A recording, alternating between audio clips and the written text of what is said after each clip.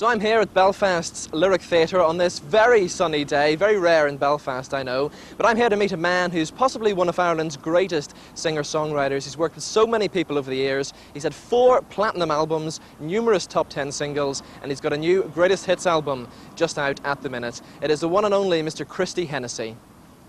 So Christie, welcome to Belfast. Do you get back to Ireland much? No, only when I'm on tour, really. I don't come back very often, but because I've been working in England, you know, writing and touring and producing. I produced an album for Alan Jones about a year ago, so I've been fairly busy. Snowman guy, yeah, in the air, yeah. Yes. So they thought they were going to make a pop album, which is what I did with him, and you never heard of it because he's not ready for the pop world. Right. So. You've got the greatest hits album out at the moment. How did you decide on which songs to put on the album? Warner's picked all the tracks, but they didn't send them over to me, and I approved them, and my manager approved them, and yeah, so we're really happy with it. It's good to see that you've got my favourite song on the album, a track called Roll Back the Clouds. And I'm not just saying this because you're standing here beside me, but it is one of my all-time favourite songs. It's in my top 10 favourite songs. It's kind of a song about hope for anybody who wants to make it in the music industry, isn't it? That is it, absolutely, exactly that. Well, I left school when I was 11 and a half. Mm-hmm. I remember going up to the headmaster and saying, my mum said to me, I can leave. And he said, at 11 and a half, what are you going to do? So I went to tell him what I was going to do, and he said, I'll tell you what you're going to do. Just before I answered him, nothing. At 11 and a half, he said, you're not going to do anything. I mean, at that time, I didn't know, he didn't know that I was going to be a star, did he? So I feel sorry for him now.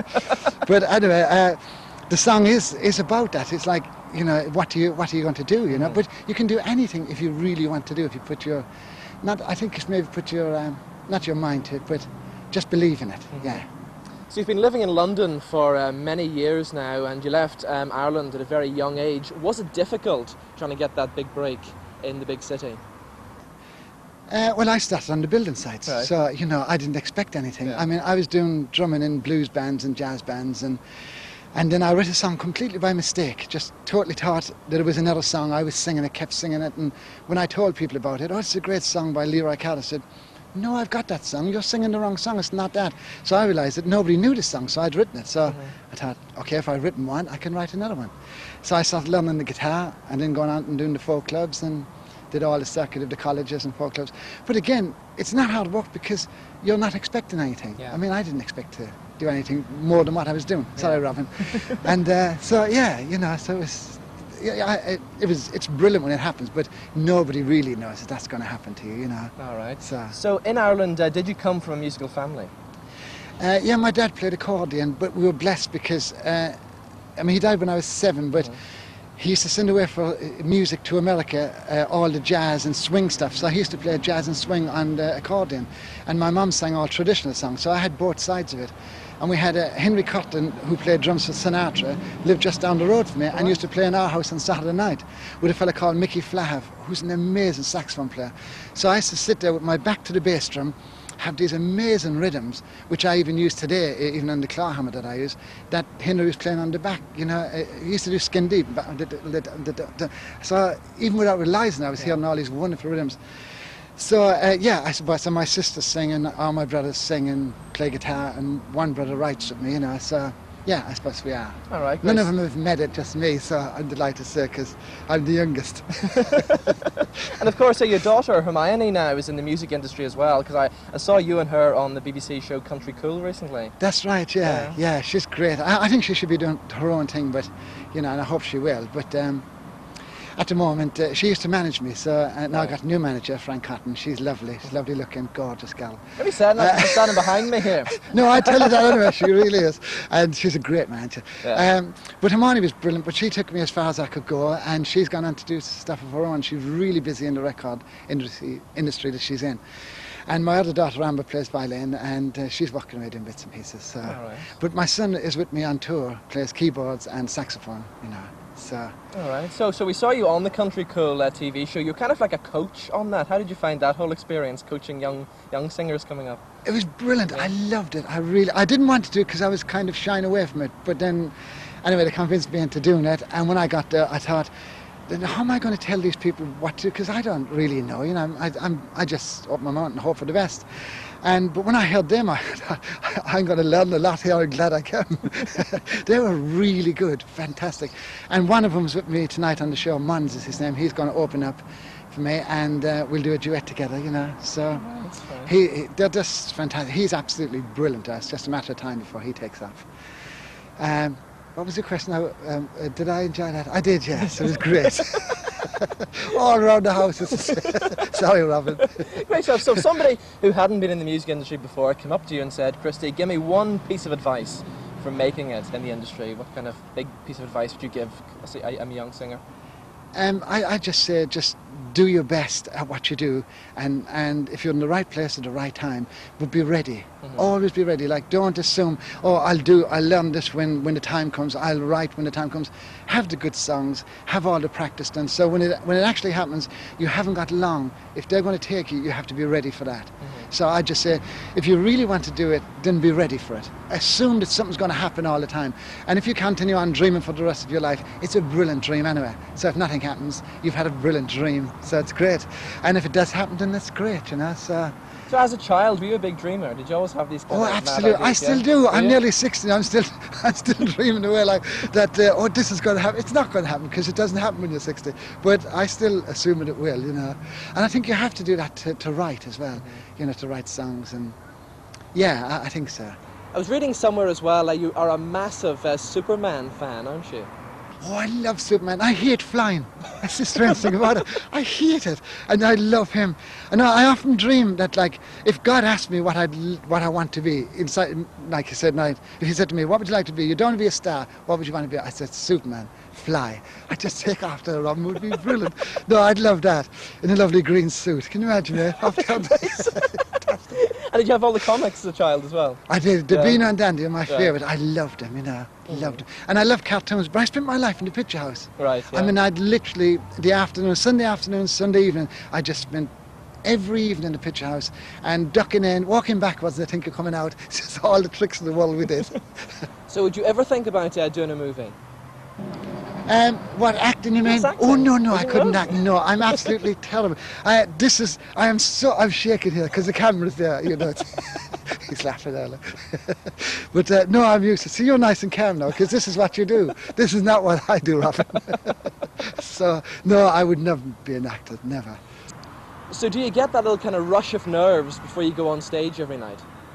I kind of get nervous in the morning when I wake up, but I've controlled that now to an hour before I go on. I say, it's not worth worrying. And then when it comes about 8 o'clock, I say, 8 o'clock, time to worry. Here we go. Start worrying then. And then that way it doesn't get too much. And you go out there kind of a little bit nervous, but enough to be able to control it. Because you're not going to please anybody if you get too nervous, because all you do is mess up and they've paid money to come in, and then, you know, it's not fair. So you've got to control it a bit, you know. But I think it's good for you to have a little bit there, you know. So you've got the Greatest Hits album out at the minute. Will there be a new album of new material to follow? Yeah, I'm working on new material right now, so hopefully very shortly. But to be honest with you, I find it really hard writing songs. Right. I mean, it doesn't come easy to me. You know, I spend a long time, maybe over 2 words. I might do the whole song and then there's 2 words I'm just not happy with, and it could be 2 months, a year, and it's not finished until those are finished. You know, so it's kind of a bit of a long process, but. Right. And you've also been working on a big show at the minute. Tell us more about this. Well, as I said to you, I went to see films all my life, you know, and Doris Day and The Quiet Man, and then all the musicals, Seven Brides to Seven Brothers, and I just wanted to write a musical. Right. I've probably written about 300 songs all in all, but it's a great challenge to kind of to have a story, telling a story in a film or the script, then you have to write a song to complete the next bit of the story and then take it on from there. So it's different for me, you know, to do that. So it's been brilliant, and it's finished now. It's taken about 4 years, but it's done, and it's really exciting to have it behind me. And now it's the hard bit, is for Fran, my manager, to tell it. And would you like to open the show in Ireland? Oh, that would be heaven, absolute heaven. I can see myself now walking up the carpet. I can see it, honest. I'd be really good at that, just looking out waving. All right, Christie, well, good luck with the musical, good luck with the new CD, and good luck with the show tonight. Thank you very much. Thank you for all your help. Thank Thanks. you.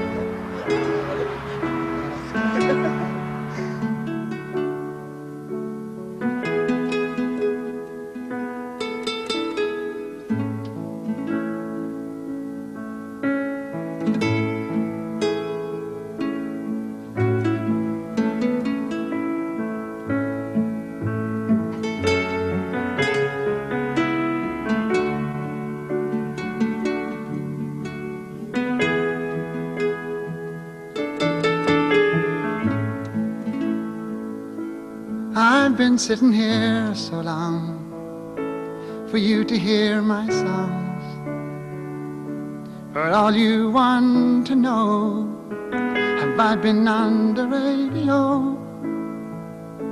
Who's the biggest star I've seen? What is my favorite scene? And if I get the job, would I sing on Mars? Yes, sir, I would sing on Mars. I'd play upon a star. I'd sing songs of the sun. And when my job was done, I would say I love you so. And I'd like to play one more, just to all young lovers for the road. Tell me, son, yeah, just how far I need to go To be a star, I have known my highs and lows. I've worked in every show, I've played in every town, and brought some houses down. Yet critics never notice me. I'm not a star, you see, and yet I give my heart to every part. I would stand for hours and hours, I'd wade through sun and showers with my dancing shoes and my dreams on view. I'd walk upon an empty stage with one light in my face, to be told don't phone us, but we'll phone you.